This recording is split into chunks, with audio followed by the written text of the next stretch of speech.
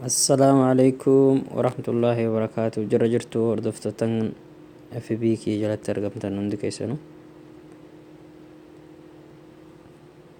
IMOn wanta bareedaa tokko qabatee dhufee jira. Kan arge kan hin argin buufattanii akka itti fayyadamtaniif saniin isinitti agarsiisa jeeti.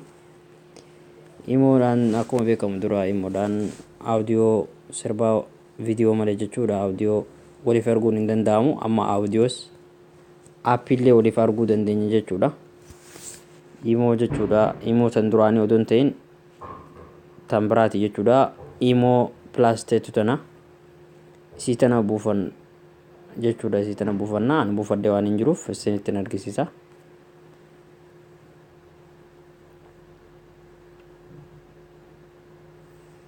Haala kanaan jechuudha. Asirratti kan argitan kun wantoota jechuudha. Istoorii gubbaarratti dhimmoota anneen ta'an gubbaarratti argamsan jechuudha. Istooriin sitis kana fakkaata as gubbaarratti jechuudha. Mee nama tokko irratti haala kamiin sirba erguu dandeenya? Namoota jechuun haaraya kan biraa jechuudha barbaanne as tuyna. Haala kanaan ol harkisna. Follow illee jechuudha hin qabdi jechuudha. Group chat, friend, new group akkas friendoota jechuun kanneen dubbisuu barbaannu abbaa feene filannee as baafna jechuudha. Koolii balbaluu barbaannes kunoo, viidiyoo barbaadnes kunoo akka jechuudha. Bifa WhatsApp san jechuun mallattoo WhatsApp san qabdi. Bakka kana tuyna jechuudha. Galaarii suuraalee fi viidiyoolee nama arguu barbaanna kunoo galaarii. Sirba audio immoo isa arganna jenne faayil isa jiru kana keessa kana tuyna guutakka. Kunoo viidiyoo audioodha kuni isa sirba audioodhaan tuqe. Audioon isa kana jechuudha. Appis kunoo wanta barbaanne namaaf erguu dandeenya jechuudha. Amma mee audio namaaf ergine haa ilaallu. Kunoo haala kanaan jechuudha. Sirboonni hundinuu nuuf ba'anii jiranii. Isa barbaanne filannee jechuudha. Sa'aatina isa fuula duraa kanarratti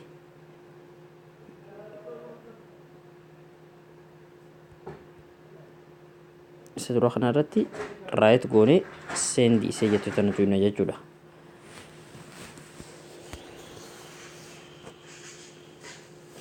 Ergamee jira jechuudha kunoo saffisaan bannee dhaggeeffachuu dandeenya. Innillee abbaa argineef sanillee bannee dhaggeeffachuu danda'a.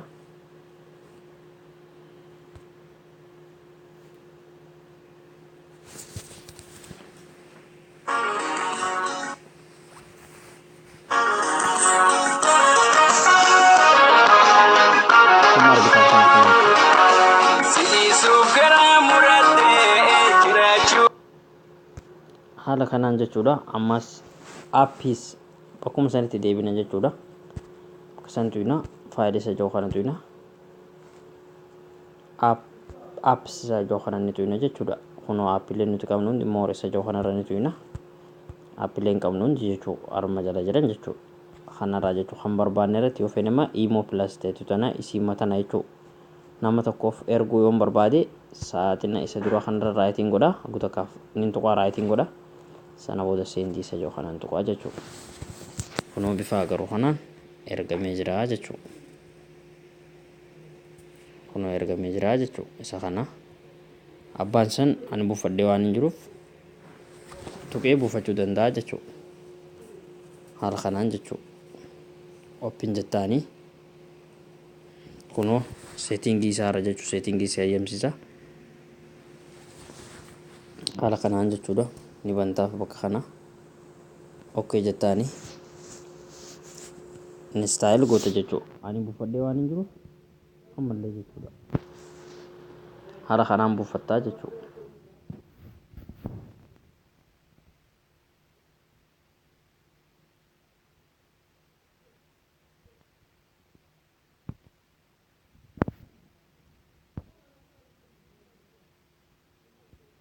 Kanaaf buufattanii akka itti fayyadamtan rabbi kuni beeka hambeeni buufattanii itti fayyadamuu dandeessan jechuudha.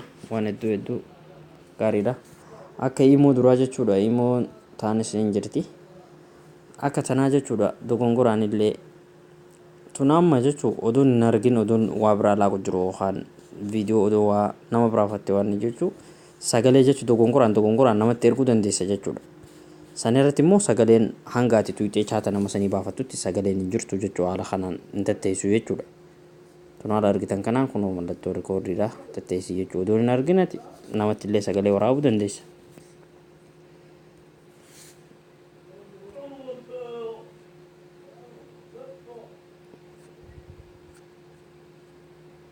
Tuni ammoo akkas miti jechuudha.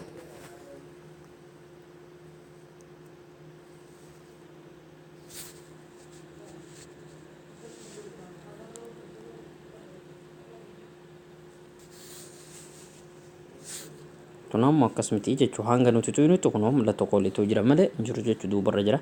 Hanga ati tuytutti yoo barbaadde rikoordii yoo barbaadde miseejii barreessuu yoo barbaadde jechuudha. Sitirikoota adda addaa harma keessaa argatta. Haala kanaan jechuudha kunoo haala kanaan wanta barbaanne jechuudha. Haala kanaan asirratti miseejii yoo barbaanne miseejii galaarii keessa galuu yoo barbaanne bakka kana tuynee galaarii galuu. Sootii sagalee yoo barbaanne isa kana qaqqabnee waraabna jechuudha. Kanaaf hedduu taanee irra filatamtuudha. Akka itti fayyadamtanii isin jaa. Sheer waliif gootanii itti fayyadama. Sheer waliif godhaa.